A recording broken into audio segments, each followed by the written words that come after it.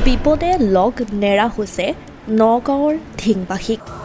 বাঘ হাতী বন গাহৰিৰ পাছত এইবাৰ ঢিঙত অচিন ৰোগ অচিন বিষাক্ত পোকৰ সন্ত্ৰাসত ঢিঙত এতিয়া ভয়াৱহ পৰিৱেশ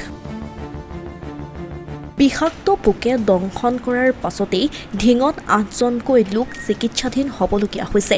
ইয়াৰে ৪গৰাকীক উন্নত চিকিৎসাৰ বাবে নগাঁৱলৈ প্ৰেৰণ কৰা হৈছে চিকৰা সদৃশ এটা পোকে বিগত কেইবাদিনো ধৰি ঢিঙৰ ৮ গাঁৱৰ এটা অঞ্চলত সন্ত্ৰাস চলাই আহিছে প্ৰথমে মানুহৰ শৰীৰৰ কোনো এটা স্থানত সৰু পোকটোৱে থিতাপি লয় আৰু তাৰ পাছতেই মানুহৰ তেজ শুহি খাই ক্ৰমাৎ ডাঙৰ হৈ আহে পোকটো আৰু পোকটো ডাঙৰ হোৱাৰ পাছতেই লাহে লাহে বিষ অনুভৱ হয় সেই ঠাইডোখৰত আৰু তাৰ পাছতেই এটা এটাকৈ নতুন লক্ষণ ধৰা পৰে মানুহগৰাকীৰ দেহত ঢিং ৮ গাঁৱৰ সতিপাৰা অঞ্চলত এটা অৰণীয়া চেকুৰা বুলি গম পাইছোঁ এতিয়া মানে গৰু ছাগলীৰ গাত যিটো চিকুৰা থাকে সেইটো নিচিনা বস্তুটো তাতকৈ অলপ সৰু এই পোকটোৱে মানে বিষাক্ত পোক আৰু আমি জনামতে এই পোকটোৱে মানে মানুহক য'ত ত'ত কামুৰি ফুৰিছে উৰি ফুৰে বস্তুটো আহি কামোৰাৰ পাছতে জেগাডোখৰ বিষায় আৰু সেই বিষটোৰ পৰা ধৰি গোটেই গাটোৱে মানে বিষাক্ত হৈ গৈছেগৈ তাৰ ফলত মানে আজি ডক্টৰৰ ওচৰত ট্ৰিটমেণ্ট কৰি থাকিবলগীয়া হৈছে আচলতে এই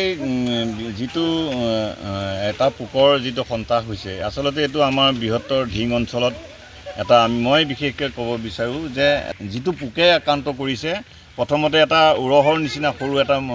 এটা ওকণিৰ নিচিনা পোকটো হয় কিন্তু যেতিয়া সি দেহত কোনোবা জেগাত থিতাপি লয়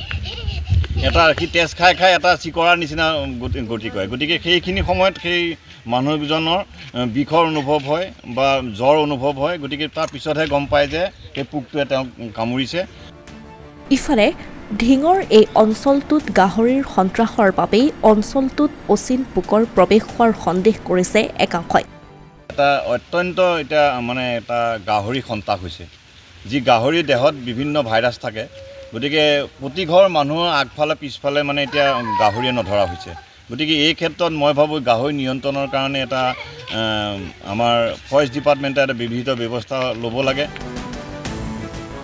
উল্লেখ্য যে বিষাক্ত পোকৰ দংশনত ঢিং ৮ গাঁৱৰ যতীন বৰা জোনালী বৰা আৰু নীলিমা বৰাকে ধৰি ৮গৰাকী লোক ইতিমধ্যে চিকিৎসাধীন হৈ আছে অসমীয়া প্ৰতিদিন ডিজিটেল ডেস্ক